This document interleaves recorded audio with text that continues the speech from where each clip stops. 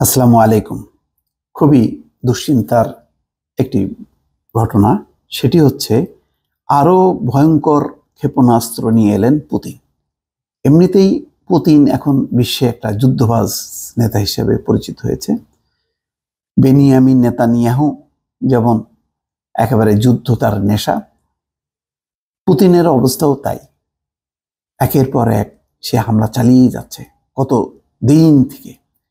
গাজায় হচ্ছে 6 মাস, আর আজকে প্রায় 2 বছর হয়ে গেল ইউক্রেনে হামলা চালাচ্ছে। হাজার হাজার মানুষ মারা যাচ্ছে এবং মারাত্মক সব অস্ত্র ব্যবহারের অভিযোগ আসছে।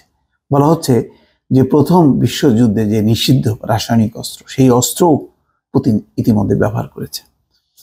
এখন নতুন খবর হলো যে আরো ভয়ঙ্কর ক্ষেপণাস্ত্র তিনি নিয়ে আসছেন এবং এটা নতুন আবিষ্কার হয়েছে।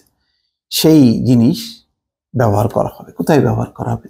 ইউক্রেনের সাধারণ মানুষের উপর।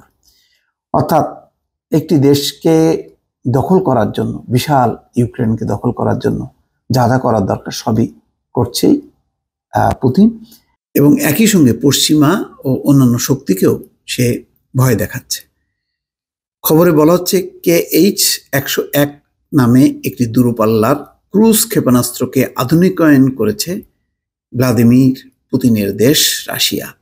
এতদিন এই ক্ষেপণাস্ত্রে একটি ওয়ারহেড থাকলেও এখন থেকে 2টি থাকবে।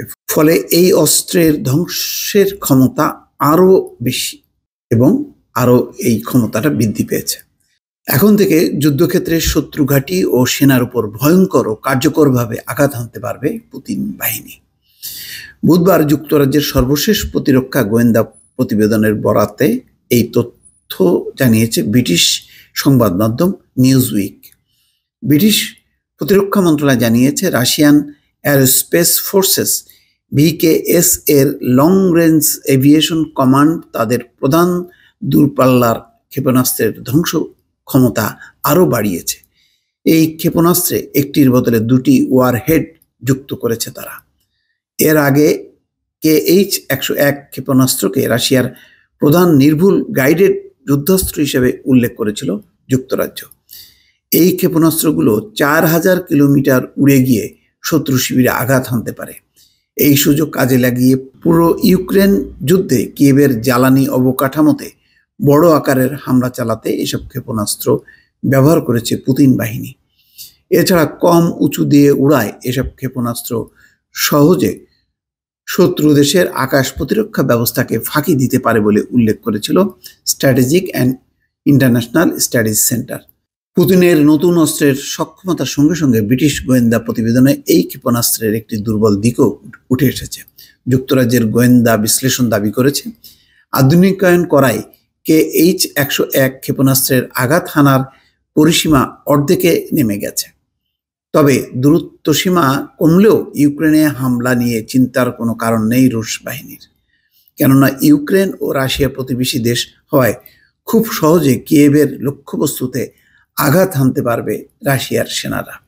এই বিষয়ে বক্তব্যের জন্য নিউজউইকের পক্ষ থেকে ইমেইলের মাধ্যমে রাশিয়ার প্রতিরক্ষা মন্ত্রণালয়ের সঙ্গে যোগাযোগ করা হয়েছে। তবে রুশ মন্ত্রণালয় কোনো জবাব দিয়েছে কিনা তা জানায়নি সংবাদ মাধ্যম। মোট কথা, এক ধরনের মরণ খেলায় মেতেছে পুতিন এবং পঞ্চমবারের মতন সে প্রেসিডেন্ট হিসেবে শপথ নিয়েছে।